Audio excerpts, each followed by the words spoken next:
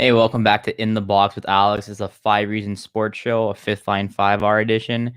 Florida Panthers are 23-9-4. They are tied with the Tampa Bay Lightning for first place in the Discover Central Division with 50 points. The Lightning have one game in hand on the Panthers. That's why they're sitting ahead of them. The Carolina Hurricanes, 2 games in hand on the Panthers. They lost last night, so they have 49 points. And the Nashville Predators have been hot recently. They have won 6 straight games, pushing them up into fourth place in the Discover Central Division, which we'll get into in a little bit, might ruin the Florida Panthers trade plans at the deadline because Nashville had 2 players, maybe 3, that they were selling pretty high on. And now that they're pushing for a playoff spot, we don't know. First of all, since the last episode, unfortunately, we've had a string of injuries for the Florida Panthers. Against Dallas, the number 1 defenseman, Aaron Ekblad, went down with an injury. It was a tough collision along the end boards. He fell, hurt his leg, and the day after, the Panthers announced that he was going to miss 12 weeks, which puts him out for the entirety of the regular season. And unless the Panthers make a very deep run to the playoffs, you're most likely not going to see Ekblad on the ice this year. His timetable is mid-June if he follows the 12 weeks. The Stanley Cup Finals will start in July if it goes as planned. So you're missing your best defenseman, probably one of your best players for the entire season. He was having a Norris Trophy caliber season, which is the best season of his career. He was tied for the league for goals by a defenseman with 11 before he went down. Most importantly, we just hope Eki has a good recovery and he bounces back even stronger next year. It is an injury. He's out 12 weeks, but with that timetable, even if the Panthers don't make a deep run in the playoffs and he returns then, he'll definitely be ready for the start of the 2021-2022 season, which is good because he's still only 25 years old, so we're just hoping for the best. Last 3 games the Panthers have won. They played without Alexander Barkov, without Patrick Hornqvist. Last night was the first game in its entirety without Aaron Ekblad. And unfortunately, Anthony Duclair, who is one of the best wingers on the team, went down with an injury too. At the end of the second period, he made a move on Thomas Greiss, had an open net, got tripped up by Greiss, hit the boards, and it looked like maybe a shoulder or something like that. Coach Q said expect him to be out about a week to 10 days. So you're going to miss Duclair now for about 10 days, which is a good stretch of games. Luckily, it's not even longer, but still, you're missing 4 of probably your 6 best skaters. Luckily for the Panthers fans, Steve Goldstein tweeted this out just a couple hours ago. Coach Q tells the Joe Rose Show that Barkov and Hornqvist are expected to return from injury by the weekend. So the timetable for that means we're probably going to have both of them back pretty soon, and then Duclair should be back the week following. So the only guy that you're missing long-term now is Ekblad. So what do the Panthers do?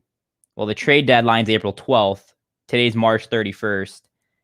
You have 13 days, 12 days basically to figure out, are you going to go in and are you going to try and compete right now? Obviously, they're going to compete, but are you going to give up assets like prospects and picks to go after some trade targets? If we look at the TSN trade bait list right now, David Savard of the Columbus Blue Jackets, a right-handed defenseman, is the number 1 player on that list. For a couple weeks, it was Mattias Ekholm from the Nashville Predators. But as I said earlier in the show, the Nashville Predators have won 6 straight games, I believe. And both Ekholm and Granlund, who were up there in the trade bait list, have dropped. Granlund stayed at 7. Ekholm dropped 5 spots. I personally wanted Ekholm because really good defenseman. The cap hit is nothing. It's $3.75 million this season and next season. So you're getting 2 years, meaning when Ekblad comes back next season, if you acquired Ekholm, you would have another top 4 defenseman to pair alongside him, Mackenzie Weegar, and looking like Gustav Forsling has slotted in nicely that top 4. That would have been my dream acquisition, but with Nashville winning, I don't know if they're going to sell on these players anymore. Elliot Friedman reported that Nashville was looking for a Jake Muzzin type package. If you know the LA Kings, Jake Muzzin 2 seasons ago was traded around the deadline to the Toronto Maple Leafs for a first-round pick, 2 prospects, which were Sean Durzi and Carl Gunderson, which were both second-round draft picks. So that's not a high premium, in my opinion, for a top 4 defenseman, especially when you have them on a cap hit like that.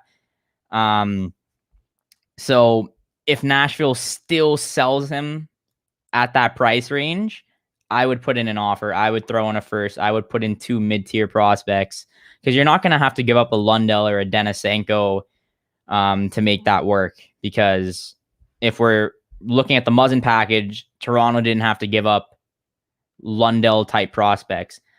David Savard's probably the guy that is more likely now. I don't think Columbus is as good as Nashville at this time in the standings. So Columbus also has to make the decision. Do we want to sell? Because they also have Nick Foligno, who's a left winger, who I wouldn't mind. And a lot of teams would definitely look into Nick Foligno, especially if Columbus retained. Let's quickly look at the forwards. Obviously, Barkov and Hornqvist are going to be coming back soon. Duclair will be back. Carter Verhaeghe signed in the offseason from the Tampa Bay Lightning. $1 million this year, $1 million next year, so a $1 million AAV. And I believe the Panthers will keep his RFA rights when he expires, so they have pretty much all the flexibility they need for that contract. Carter Verhaeghe has 17 goals this season. He has 4 goals in the last 5 games when Alexander Barkov wasn't playing with him. A lot of people were saying maybe Verhaeghe can only score because he's playing with Barkov. Well, that's not the case. Carter Verhaeghe was on the Tampa Bay Lightning last year. He barely played. Tampa Bay Lightning won the Stanley Cup. He has more goals than any player on the Lightning right now. Steven Stamkos has 16. Now, of course, the Lightning have 1 game played less. Steven Stamkos is one of the best goal scorers of his generation, at least before the injury, and he's still putting up numbers now. Carter Verhaeghe has more goals than Steven Stamkos.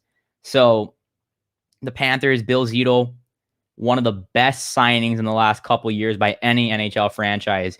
You have easily, if this was an 82-game season, that's easily a 30-plus goal scorer for $1 million cap hit. So luckily, the offense is still there. Last game against Detroit, they won 4-1. Bobrovsky played absolutely unbelievable. Once again, he's been playing really good over the last couple of games. They won both games in Dallas as well. The first game in Dallas, it went to overtime. This is before Ekblad's injury. He scored the game winner. They brought it back because of offside, and somehow, once again, Ekblad scored twice in that overtime. Only 1 counted. Panthers won that. Second game, they won as well. That's the Ekblad game where he got injured. And then they bounced back once again. Obviously, knowing their teammate is going to be out the entire season, they put out an absolutely amazing performance last night against Detroit in Sunrise. Jonathan Huberdeau scored 17 seconds into the game. Carter Verhaeghe got 2 goals. It was an all-out great performance. Before we wrap it up, I want to talk a little bit about Spencer Knight. That's the 2019 first-round pick for the Florida Panthers. He was selected he played for the U.S. National Development Team. Then he went to Boston College. His Boston College Eagles got knocked out in the college hockey tournament, so he was open to signing a deal. He only played 2 years at BC, so the Panthers were able to lock him up, which is good because if you don't know how the rules work, after I think 4 years, you can sign with whatever team you want. So they had to make sure to lock him up now because a lot of college players often do that. Normally not a first round pick, but he is one of the best goalies in college hockey. He won Hockey East Player of the Year. The last goalie to do that was Thatcher Demko, who just signed a 5-year, $5 million per extension with the Vancouver Canucks a few hours ago. So I don't expect Spencer Knight to be in the lineup next year. Maybe when he's 21, he might be the backup. If we're looking at Carey Price, he jumped in at about 20.